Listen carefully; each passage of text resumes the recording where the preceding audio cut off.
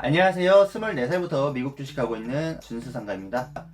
뭐 했다고 벌써 1월 중순인지 모르겠어요. 회사에서 연말정산 하라는 말을 들었는데 홈택스라는 정부의 홈페이지가 하나 있더라고요. 그런 데서 해야 된다고 하니까 공인인증서 같은 것 때문에 굉장히 귀찮겠구나 그렇게 생각을 했어요.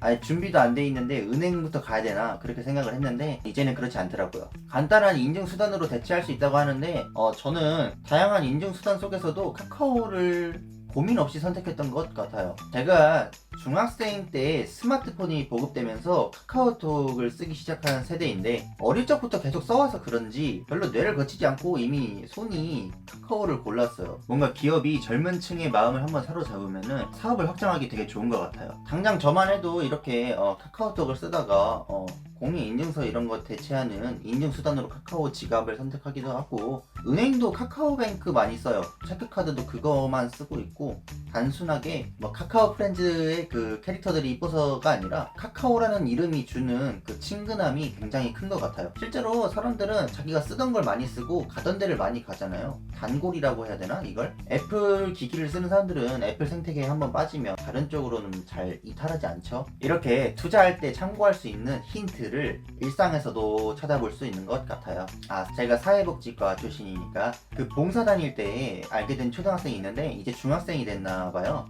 생각난 김에 요즘 10대는 카카오톡을 쓰는지 그게 좀 궁금해서 한번 물어봤거든요.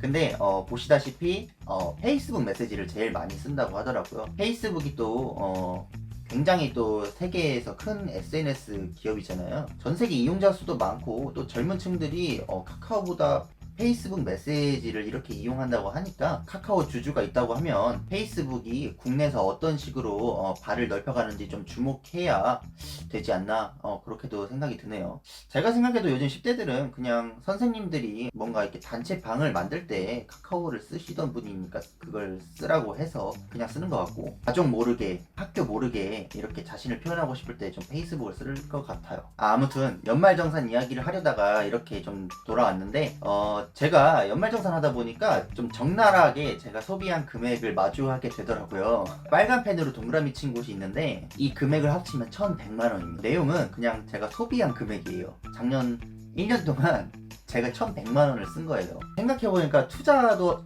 있긴 하지만 어쨌든 모은 돈이 1,800만원이고 쓴 돈이 1,100만원이면 제가 막상 따져보면 검소하게만 산 건 또 아닌 것 같아요. 전 스스로가 되게 아껴 쓴 줄 알았는데 무늬만 검소했던 거지 알맹이는 아니었던 것 같습니다. 1,100만원을 12개월로 나누잖아요. 그럼 한 달에 거의 100만원씩은 쓴 거예요. 정확히는 제가 10월과 11월에 게임에 과금을 거의 500만원씩 했기 때문에 그걸 빼고 나면 매월 한 생활비로 60 정도를 쓰면서 나머지는 이렇게 모았던 것 같아요. 저는 지금 자취하고 있는 것도 아니고 그냥 부모님 집에 얹혀 살고 있기 때문에 조금 더 절약할 수 있는 여지가 있다 생각이 들더라고요. 그렇게 반성을 또 하면서 연말 정산 자료를 제출을 하고 나서 달력을 보니까 한 일주일 있으면 또 월급날이더라고요. 그런 생각도 들어요. 돈을 다 쓰기도 전에 계속 계좌에 돈을 넣어주는 느낌? 근데 그만큼 돈 쓸 시간이 없다는 말도 됩니다. 아무튼 지금보다 더 개선할 수 있는 점이 보이는데 너무 늦으면 안 되겠다 그런 생각이 들더라고요. 1월이 끝나기 전에 목표를 세워야겠다 다짐을 했어요. 목표도 없이 1년을 흘려보낼 순 없잖아요. 그런데 제가 목표를 세우면 지키는 사람인가? 나는 나 자신과의 약속을 지킬 수 있는 사람인가? 이런 생각이 들면서 좀 과거를 한번 돌아봤어요. 19년도에 제가 업로드했던 영상인데 그때 제가 2020년을 맞이하면서 목표를 세웠었거든요. 같이 한번 보실게요. 그래서 지금 제 당장의 목표는 빨리 2천만원 정도 모아서 사무실 제대로 가져보는 거, 그게 제 소원이네요. 사무실 겸 창고.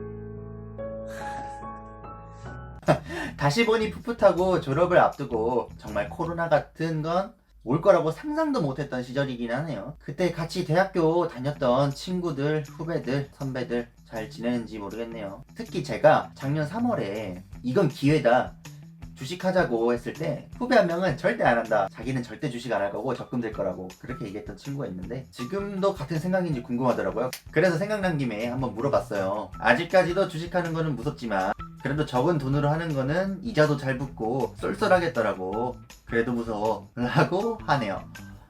이 친구가 그래도 쏠쏠하겠는데?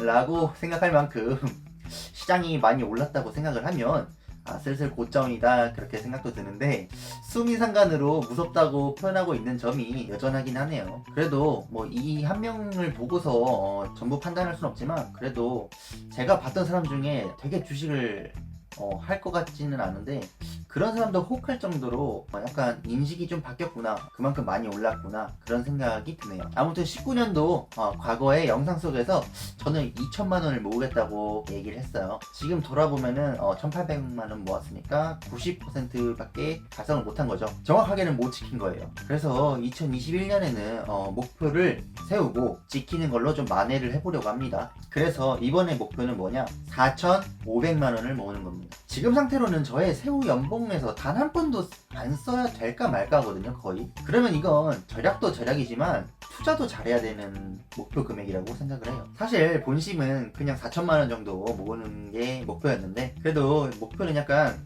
높게 잡아야 좋은 것 같아요. 그래야 실패해도 4천만 원을 넘길 것 같은 기분이 들고요. 또 워낙 제가 어려운 거 좋아하기도 하고 아껴서 모으던, 투자를 잘해서 모으던 다양한 길이 있을 텐데 제일 쉬운 건 역시 절약이고 제일 어려운 건 투자겠죠. 그 비중을 잘 맞춰 나가려고 합니다. 사실 연 평균 10%의 수익률도 쉬운 게 아니라고 합니다. 복리 계산기에 따르면 지금 1,800만 원이 월 200만 원씩 적립하면서 연평균 10%의 수익률을 낸다고 하면 딱 1년 뒤에 4,400만 원에 근접하는 것 같습니다. 이제 미국 바이든 정부가 부양책을 더 많이 펼칠 거라고 예상이 되고 자산의 인플레이션이 당연히 예상이 되는 만큼 제가 조금 더 절약 쪽에 비중을 높이면 이건 불가능한 목표가 아니다, 할 수 있다, 그런 생각이 드네요. 뭐든지 본인의 의지에 달린 거겠죠. 과연 제가 2021년이 끝나기 전에 4,500만 원을 모을 수 있을지 기대해 봅니다. 모으면 저도 놀랄 것 같아요.